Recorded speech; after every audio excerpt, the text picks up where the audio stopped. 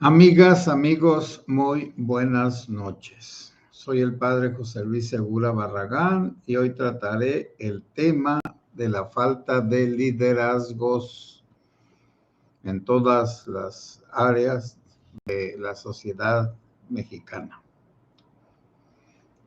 ¿Qué es un líder?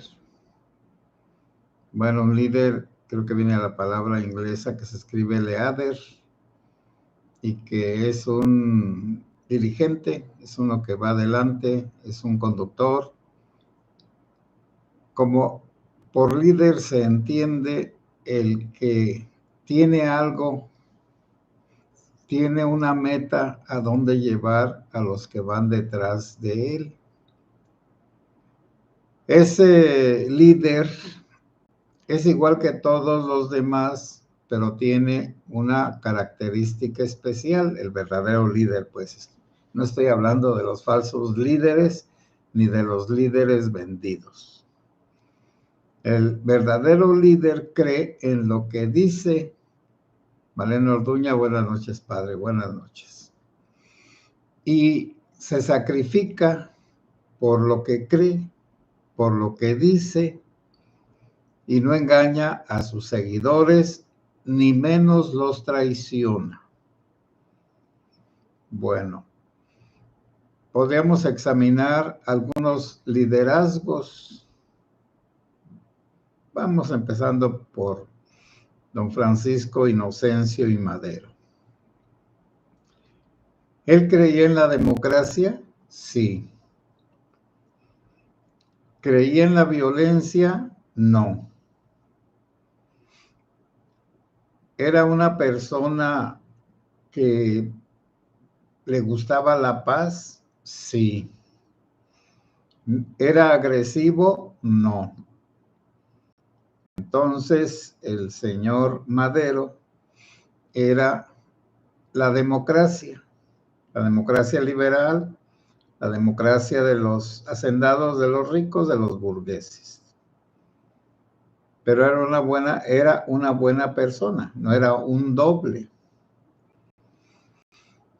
Ese ser buena persona y perseverar, escribió también un libro, porque se necesita escribir algún libro donde se manifiesten las ideas, como nuestra querida intelectual comparable a Edith Stein o a Simone de Beauvoir o a Catalina Lagrande o a alguna intelectual europea, la del feminismo silencioso.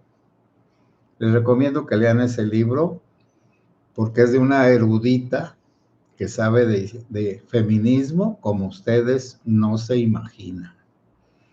Tiene ideas preclaras. Ella sí puede ser una líder del feminismo silencioso.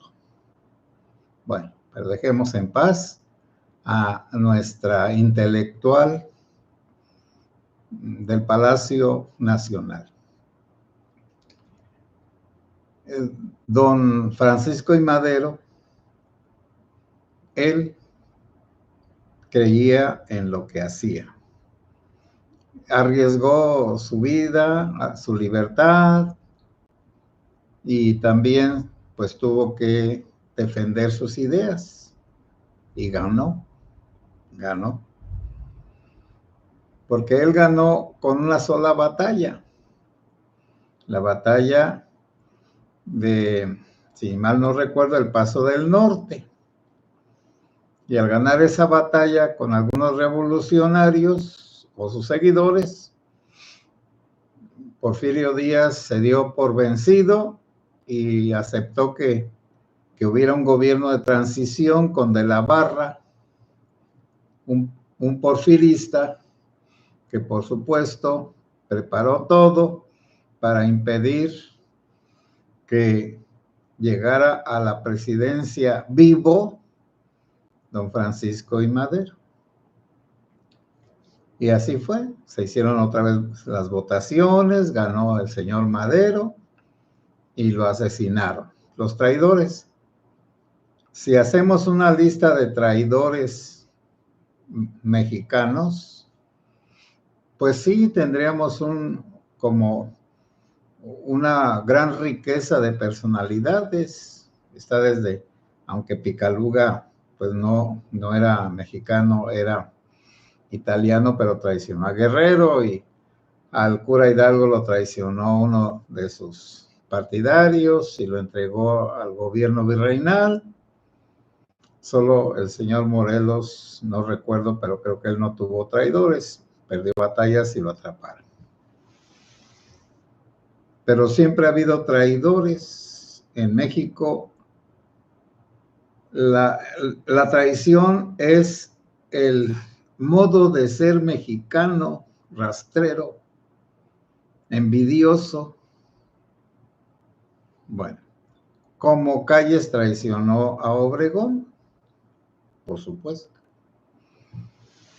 Luego está otro líder mexicano que dio un buen ejemplo, con todas sus, vamos a decir, errores, el general Cárdenas. El general Cárdenas fue un líder revolucionario que terminó con la época de los militares y abrió la época de los civiles en la presidencia de la República. Luego, pues vino un liderazgo grande, bueno, lo tienen los presidentes. El que tiene poder tiene un gran liderazgo, solo por el poder que tiene. Y ese liderazgo lo siguen algunos que creen en sus proyectos y otros no. Otros nada más están ahí como garrapatas, como parásitos, para sacar beneficios, de aparentar que creen en lo que el líder les dice. Pero vayamos más atrás. Había un grupito de jóvenes del tiempo de don Porfirio, alentados por don Justo Sierra. Don Justo Sierra fue un líder intelectual, un líder académico, un líder de los mexicanos de la época de don Porfirio, que fue el que propuso a don Porfirio revivir la Universidad Mexicana, porque la Pontificia Universidad la habían suprimido en los tiempos de las revueltas, allá por la mitad del siglo XIX, por 1850. Entonces la universidad, don Justo Sierra vio que era necesaria, y a pesar de la contrariedad de los positivistas, de los científicos, de los ignorantes, de los anticlericales, abrió la universidad a las ciencias y las artes, y allí tuvo un gran seguidor en José Vasconcelos. José Vasconcelos escribió unos libros biográficos muy hermosos que cualquiera puede leer. El Ulises Criollo, creo que son 3 tomos o 4, ya no me acuerdo. Del primero me acuerdo perfectamente porque creo que vivían allá en Tabasco. Allá hizo su primera comunión o en Piedras Negras, pero él recordaba con mucho cariño la época de su niñez católica, y se le grabó todo eso de tal manera que, aunque tuvo un tiempo, vamos a decir, de ateísmo, pero nunca de anticlericalismo, al final de su vida regresó a la Iglesia Católica y se hizo muy conservador en el pensamiento de la Iglesia Católica. Y lo hizo porque vio que el pensamiento norteamericano venía a atacar la unidad de la religión católica, y para Vasconcelos la destrucción de la religión católica era la destrucción de la mexicanidad. Pero él impulsó la cultura, él quería que México, que los mexicanos saliéramos de la ignorancia, que aprendiéramos a leer y a escribir y que estudiáramos la historia de México. Naturalmente hay varias versiones de la historia de México, pero influyó, bueno, el general Cárdenas puso unas escuelas para maestros, las rurales, como la de Ayotzinapa. Y de allí salieron muchos maestros misioneros del saber y un poco del ateísmo. Pero allí le falló porque pues la mayoría de los maestros socialistas pues no pudieron infundir su socialismo. Bueno, pero puso escuelas para que aprendieran a leer y escribir. Naturalmente que en tiempo de las haciendas también había escuelas, me consta. Mi abuelo fue un producto de las escuelas porfiristas. Mi abuelo se llamaba Rafael Barragán Ochoa y nació seguramente con el siglo un poquito antes del siglo XX y estudió solo 3 meses porque era un niño pobre y fue a la escuela porfirista y aprendió perfectamente a leer, a escribir y a hacer cuentas. Por supuesto que tenía una letra gariboleada, es decir, una letra elegante, barroca, y él tenía una historia de México, que él platicaba de los hechos heroicos de los indígenas antes de que vinieran los españoles, y también de la revolución, de la independencia y de la revolución. Y él me infundió un amor a la historia de México. Bueno, entonces sí daba resultado. Mi abuelo era una persona pobre que vivía de su trabajo y que sin embargo sabía leer. Y allá en Villa Victoria, otro viejecito, lo veía yo, bueno, dirán cuánto hace. Hace 35 años en Villa Victoria, había un viejecito que se ponía a la puerta de su casa un poquito salidito para que diera el sol y pudiera leer su librito, que no sé qué leía, pero él todos los días sacaba su librito para leer. Y en un rancho que se llama Felipe Carrillo Puerto, no La Ruana, sino allá junto al lago de Cuitzeo, me encontré con un señor del campo. Y me pidió algo para leer. Y pues yo en ese momento solo traía un folletito, el devoto de las ánimas del purgatorio. Y a la semana siguiente me recitó todo el librito. Ay, dije yo, y estaba pues solo. Pero dije, ¿cómo ese señor de 60, 70 años se aprendió el librito? Porque también era otra época, la de la memoria. Se necesitaba la memoria para todo, ahora no se necesita. Bueno, sí ha habido personas, todo esto es fruto de José Vasconcelos. Y le voy a dejar ahí. Es decir, sí ha habido liderazgos importantes. Los presidentes priistas fueron algunos muy convincentes. Un maestro español de la Pontificia decía que a él le gustaban los discursos de López Portillo, porque había sido maestro y tenía lógica en sus discursos. Entonces juzgaba la preparación del perro, del que iba a defender el peso como un perro, por su estructura mental. Bueno, ahora, ¿Cuándo se acabaron los líderes mexicanos? ¿O cuál fue el último líder?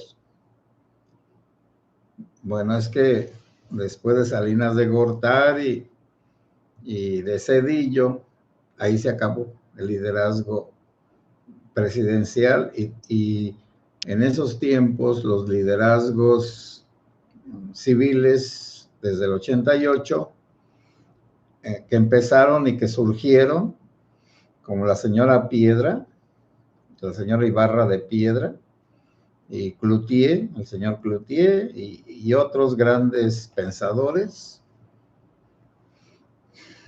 defendían la libertad, y estaban en contra de los priistas, y hacían movimientos, y hasta el estado de Chihuahua, creo, pretendió suspender las celebraciones de un domingo, porque las votaciones, las elecciones fueron fraudulentas, pero como el presidente de la República tenía palancas con el nuncio apostólico, el nuncio habló a Roma para que obligaran a los obispos a decretar siempre que sí iba a haber misa, que no iba a haber la suspensión de cultos como en la cristiada, como un rechazo a un fraude electoral. Ahora ya bajando a liderazgos más pequeños, pues aquí en Cualcomán y en Colima y en Jalisco hubo los liderazgos cristeros y eran gentes creíbles. Después de los arreglos con los obispos convenencieros, mataron a la mayoría de los líderes cristeros. Hay un libro que se llama Entre las patas de los caballos, y un tal Jean Mayer, y vino a hacer un estudio, es un francés, creo que ella vive aquí en México, un académico francés vino a hacer un estudio serio sobre la cristiada, y así se llaman sus libros. Es una colección de libros sobre la cristiada, muy bien documentados. Los líderes cristeros tuvieron liderazgo, valga la redundancia, porque creían en lo que hacían y murieron por su fe. Bueno, entonces están los cristeros ya por 1927, 26, 27, 28, ya muy antiguos. Ahora, los liderazgos de la época de Cuauhtémoc Cárdenas, pues fueron otros, pero también eran serios, como Cloutier y otros. Y los liderazgos se acabaron cuando Zedillo les dio dinero a los partidos, entonces los partidos se volvieron negocios y ya no hay necesidad de líderes. Lo que se necesita son ambiciosos. Entonces la muerte de los liderazgos verdaderos es desde el 2000 para acá. Ahora, ante la falta de líderes verdaderos, como dicen, buenas son las tortillas, bueno es el pan cuando faltan tortillas, aquí pues entre nosotros, en otra parte sería otro dicho diferente, porque el pan es más apetitoso para los europeos que las tortillas, por supuesto. Pero cuando se acabaron los liderazgos verdaderos, surgió un líder, un mesías tropical falso, y que aglutinó en él todos los rencores contra el priismo, contra el panismo, y aún al final contra el perredismo, que ya en paz descanse ese partido. Ese liderazgo terrible, un liderazgo corrupto, un liderazgo tonto, un liderazgo que vino a destruirnos, como dirían los demonios a Jesús, Jesús de Nazaret, vienes a destruirnos. Acá nosotros los mexicanos, Andrés López Obrador, vienes a destruirnos. Y sí, vino a destruirnos.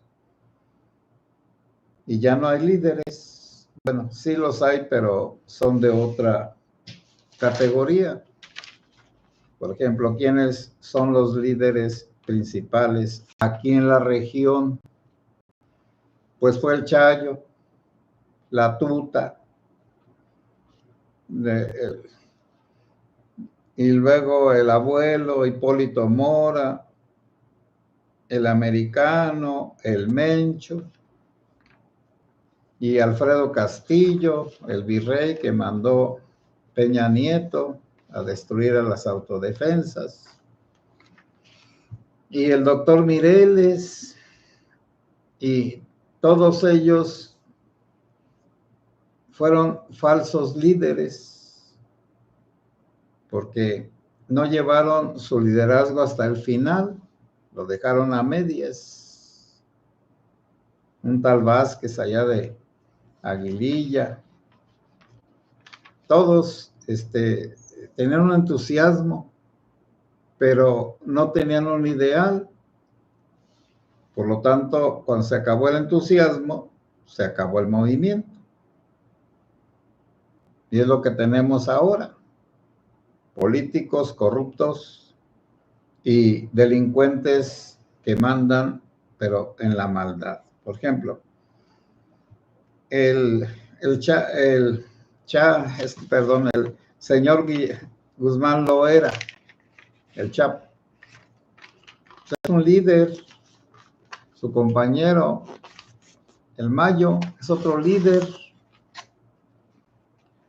Y ahora hay liderazgos pequeños que están protegidos por el Mesías tropical y que no tienen ninguna cortapisa, bueno, voy a decirlo de otra manera, que no tienen ninguna conciencia moral. Lo que dijeron ayer lo contradicen hoy como la chimoltrufia.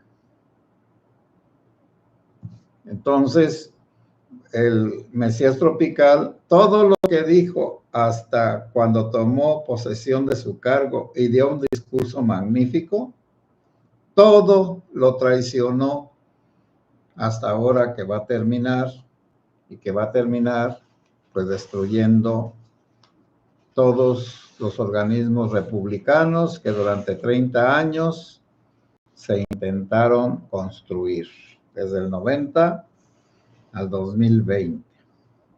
Entonces ahora tenemos liderazgos negativos y el ejemplo principal pues son los jefes de los partidos. Ahí está el AMLito, ahí está el Marquito, ahí está la Xóchitl, y pues el Dante. Dios mío, tiene un nombre preclaro ese individuo carcelario. Y luego allá en el norte, el bonito, mentiroso, ratero, el García, Samuel García. Y luego otros que no pintan para nada, como el hijo de Colosio, que se hace para allá y se hace para acá. No tenemos líderes, no hay liderazgos. Ahora me van a decir, ¿y en la iglesia, padre? Tampoco.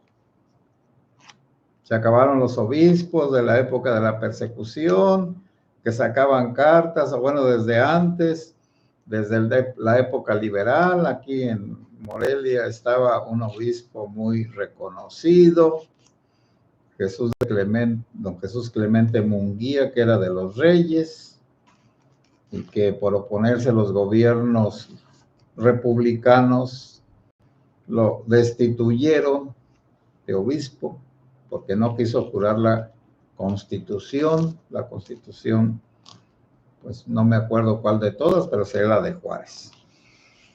Entonces, los líderes religiosos han desaparecido. Ahora solo hay predicadores al gusto de la gente y celebrantes al gusto de las masas. Y hay movimientos religiosos católicos que son para atontar a la gente, para que no tome conciencia de la realidad político-social y que entonces se refugie en un intimismo religioso y en oraciones y en visiones y en cantos y en danzas, pero todo eso para enajenarse, para no ver la realidad. Y naturalmente que la mayoría de los cleros pues quieren estar acomodados y que nadie los moleste. Y cuando de alguna vez tienen algún arranque profético, luego se desdicen. Por ejemplo, basta un voto. Bueno, voy a leer sus comentarios. Sí, hoy tomé un tema un poco diferente. Malena Orduña, buenas noches, padre, buenas noches. Alma Leticia López Castillo, el primer like, pues muchas gracias, Alma Leticia López Castillo. Saludos, padre, que pongan el like si gustan para apoyar esta buena información que de todas maneras ya está llegando a muchas partes. Ya pasé de los 7,000 seguidores y ya creo que pronto van a ser 8,000. Mi meta son 10,000, pero ahí nos vamos tranquilamente. M. González Mike. Buenas noches, padre. Saludos desde Campeche. Saludos. José Ábalos. Buenas noches, padre José. José Luis, bendiciones para usted y seguidores. José Ábalos, muchas gracias. Concepción Arredondo, buenas noches, mucho gusto en saludarlos, padre José Luis. Dios lo bendiga y a todo el grupo, sí, que Dios cumpla esa petición tuya. Mario Vega, padre, buenas noches y a toda la comunidad. Mario, buenas noches. Malena Orduña, saludos Concepción. Esperanza Montes, buenas noches, padre, un saludo para usted y toda la audiencia. Kasovic Sam, buenas noches, que dejen su like. Gracias, Kasovic. Mauricio García, buenas noches, padre José y comunidad. Surgió un levantamiento de la comunidad purépecha en San Ángel Surumucapo, aquí en Michoacán, contra la delincuencia. Sí, no lo he mencionado porque primero hay que revisar los de Cherán, que se levantaron, vamos a decir, pues no en armas, pero se independizaron del gobierno estatal y federal, practicando sus usos y costumbres y también sacando a todos los delincuentes. Eso es lo que han hecho.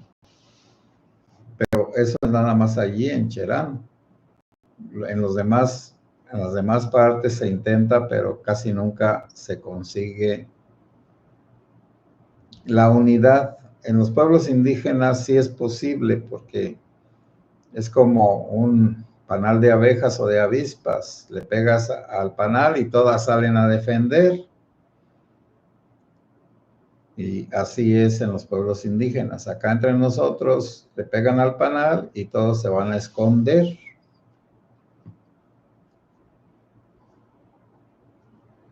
Pero sí, pues lo conozco, San Ángel Surumucapios se llama completo. Concepción Arredondo, hola, Malena, mucho gusto en saludarlos.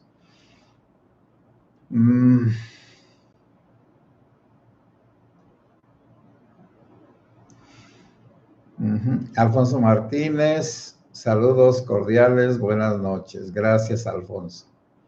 Malena Orduña, pareciera que somos potencia en este tipo de personajes, delincuencia organizada, carteles. Sí, miren, la tierra caliente aquí de nosotros es la que ha surtido más al país de delincuentes. De aquí de Guanajuatillo, pues es el Chayo. De Holanda es el tío y otros de esa misma familia que dominaba en Nueva Italia y que mataron a uno allá por Guanajuato. De El Colomo, un ranchito que está cerca de El Aguaje, de allí es uno de los delincuentes que está ahorita encerrado. Al ratito les digo el nombre, se me olvida el nombre. Y de Naranjo Viejo es el Mencho. Naranjo Viejo, pues, es de Aguililla, y todos esos lugares están llenos de los mismos ranchos, y los Queenies, y estos, y aquellos, todos son parientes, o están emparentados por matrimonios. Bueno, de aquí han salido la mayoría de los delincuentes, de los jefes delincuenciales. Por eso, pues, aquí esta tierra, pues, es fructífera en eso, en líderes delincuenciales. Déjenme ver. Bueno, sí, Malena Orduña, igualmente Concepción. Edgar Onofre, saludos, padre, gracias. Jaime Moreno, buenas noches, padre. José Luis, Dios lo bendiga. NO, la palabra es un bien muy preciado para algunos y las acciones para otros, pero las consecuencias son las que enderezan hasta el más chueco. Aplicación de consecuencias acordes. Sí, la corrección, la sanción. Jaime Moreno, Malena, es un placer. Malena, saludos. José Alejandro Cutolenc, saludos. Y si puede hacer oración, mañana me operan de la próstata. No deja de ponerme nervioso. Pues confía en Dios. Y sí, hagamos oración por todos los enfermos de nuestra comunidad. Nada más que luego ya no sé qué, si sanaron, se enfermaron más o se murieron, porque no nos avisan. Pero esperemos que salgas bien. Creo que ahora las operaciones de la próstata no van a rajar tu cuerpo, sino entrar por donde uno orina. Joel García, buenas noches, saludos desde Víctor Ville, California. Bueno, buenas noches, californiano. NO, que nadie se interponga entre las consecuencias y el quecas. Sí, pues no. Malena Orduña, Alejandro, aparte del Padre, tienes nuestros mejores deseos para que todo salga bien, deseos y oraciones. Concepción Arredondo, sí, amén. Alex Rodríguez, padre, usted y el padre Pistolas son una eminencia. No, yo creo que el padre Pistolas es mejor que yo, por supuesto. Adriana Ávila, hola padre José, hola. Uriel Estrada, buenas noches padre, desde Portland, Oregon, soy de Chandio, saludos. ¿Dónde está el lago? Aquí el lago de Chandio.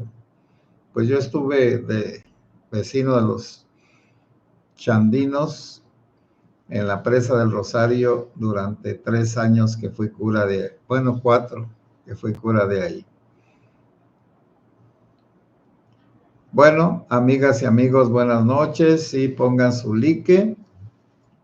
Y ya, bueno, el del Colomo es el Chango, uno que le dicen el Chango Méndez. Ese es el de ahí.